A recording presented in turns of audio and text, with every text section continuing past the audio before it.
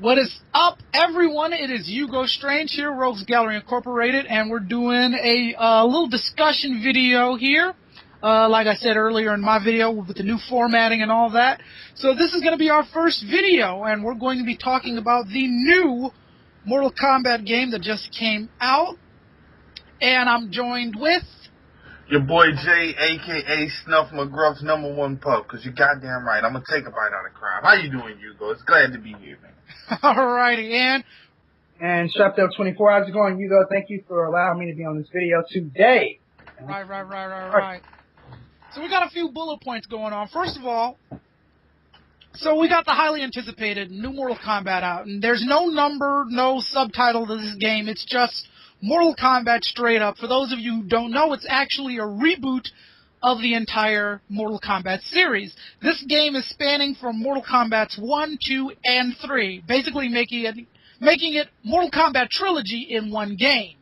So we're going to talk about the pros and cons of rebooting the entire series, the different continuity, and what can we expect from the future of Mortal Kombat, and if this was a good idea. So I'm just going to take it. I'm just going to start this off. I think it's great. I've been watching the cutscenes, basically story mode here on YouTube, and you can find it if you just, look for it here on YouTube. But I've been watching story mode from start to finish, and I have to say, I'm pretty damn impressed. Any thoughts on that? Yeah, I'm pretty excited about it.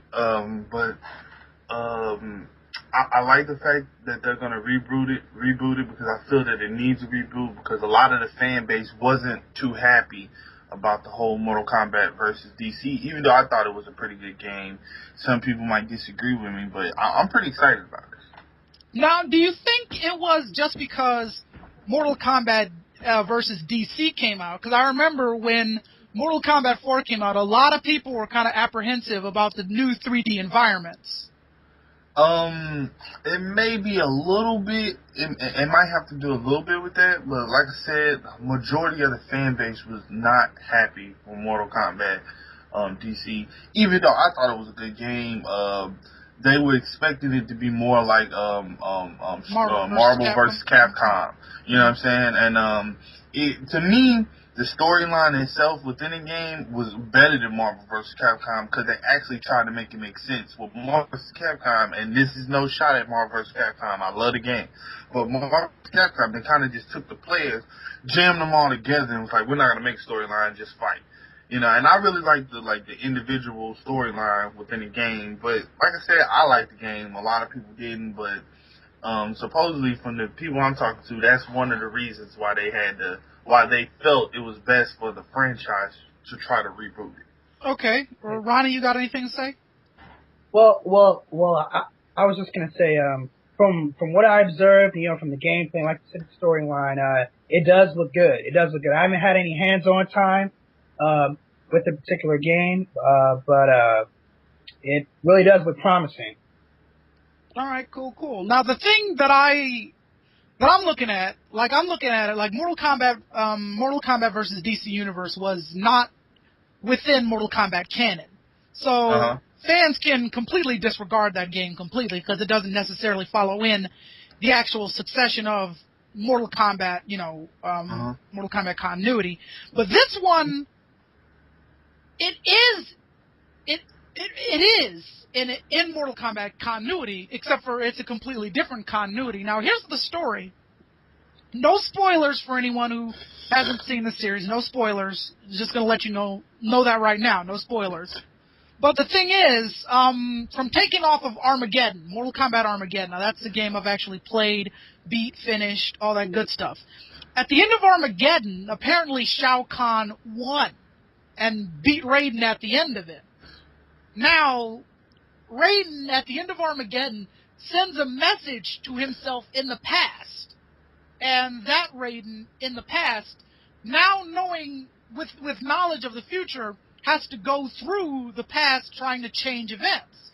And I think that's a really clever idea as far as, rebooting the series goes, because in actuality, it's not really a reboot. I mean, if anybody can agree with me, I don't know. I agree with you. Yeah, I definitely agree with you. I see what you're saying. Yeah. It's like they're starting over, but they're keeping. It's like they're rebooting the system, but all the old games still matter. All the old Yes. games still have their own Yes. place, which is an ingenious way of doing it. Yes. Yes. That's what I gave them credit for, is the fact that they didn't just say, okay, we messed up, let's just redo the entire series. They actually had they had a problem, and they made a story around that problem. So you can basically look at Mortal Kombat, the new Mortal Kombat game, as kind of fixing that problem, kind of filling in those plot holes that we had in the first 3 games, and we're wondering, okay, when did this happen? How did they do this? What's going to happen here? And kind of resetting the stage. And that's what I got a lot from the cutscenes from it, because I was watching it and I was going, okay, here's where Mortal Kombat 2 is starting. Here's where Shaolin Monks is starting. Here's where Mortal Kombat 3 is starting. And, here's where Mortal Kombat 4 is going to start. It was impressive like that. So I think we just covered the fact that rebooting the series was a good idea. Yeah, so I think it was a great idea. All right. And another thing I like is how they brought like some of the old characters back too. It's like it really has that old feeling, back within the game. I like that they brought the goriness of it back. Yes. Yeah. I love that they because let's be honest here. I love the story mode, the old story mode. I remember playing Mortal Kombat on the Sega. I was before the consoles got into the house. I was what they would deem as an arcade rat. Lived in the arcade, whooped kids' ass in the arcade, got my ass whooped in the arcade. Right. And I love the goriness of it. I love that they're bringing that back, that they're in new and innovative ways to entertain you. I love that. That's something that I feel that the past games were missing. Something I feel the past games, they forgot that we like that in the games. And due to censoring and all that other stuff, they had to kind of dumb the games down. And, now they're bringing it back, which is a big reason why the game got banned in Australia. Yeah. Because they don't have a system to, put it, a marking to put it at or a rating to put it at, because it's so graphic. And I like that. I like that they're bringing that back. I like that finally we have some makers of these games are finally listening to gamers again. Yeah. But for a minute, I feel like that was out the window. Yeah, no, I completely agree with you there, because I played Armageddon, and Armageddon is gory, yes, but some of it is just kind of gory in a silly fashion. Yeah. Like, Mortal Kombat has always been kind of funny, to me, at least. I mean, I don't know, but when the first time I seen... Yeah, the first time I seen Mortal Kombat, Scorpion pull off his mask to do a fatality, I didn't know what the hell was going on. Like, this is the first time I ever touched Mortal Kombat. I was playing, the next thing you know, the screen got dark. I'm like, oh no, what's going to happen? He pulls off the mask, and this is skull face, sets me on fire. I'm like, I love this game. Yeah. So, and one thing I'm hoping for this Mortal Kombat is that, I don't know about you, but one of my favorite things about Mortal Kombat Trilogy was the Supreme Fatality demonstration. Like, at the end of, when you beat Mortal Kombat Trilogy and they have the little code symbol thing and you put in the right sequence and then you get to see the Supreme Fatality demonstration, that was cinematic gold right there. So if they can bring that back, that'd be fantastic. Stage fatalities are back. How do we feel? I'm happy there. Yeah. I'm actually happy to see that back too. It just gives the game more of a depth, as far as fatalities. Yeah, because there was one screenshot that I kind of saw, or gameplay that I saw of Liu Kang putting this one character's face up against the subway train, and the subway train was just going by, and his face was just scraping up against the train. I thought that was kind of cool. Nice. Well, I have yet to see that. What do you guys feel about the actual character development of some of these characters? No. Because me personally, I don't feel like they got Johnny Cage right. And Johnny Cage Liu Kang is my favorite character out of Mortal Kombat. That's always the first person who I beat the game with, and then I try to beat it with everybody else. But I always feel like Johnny Cage gets the raw end of the deal in these games. Yeah, I agree with you. I agree. In the movie, they killed them all. Well, he actually did die in Mortal Kombat continuity, but that's neither. Yeah, I mean, they did, but why though? When he's like one of the more popular people in the game. Yeah. At that time. Yeah. I do agree with you, but we haven't seen Johnny Cage in a game for like how long? How long has it been since we've seen Johnny Cage in a game? Johnny Cage been in just about every Mortal Kombat game. Okay. Well, from the movesets that I saw with Johnny Cage, it looks spot on to me. Johnny Cage to me is more like he's like Booster Gold. I don't know if any of you guys are familiar with that. Familiar with Booster Gold? Mhm. Okay. Yeah, with Johnny Cage is the fact that he is this kind of big named actor and all that.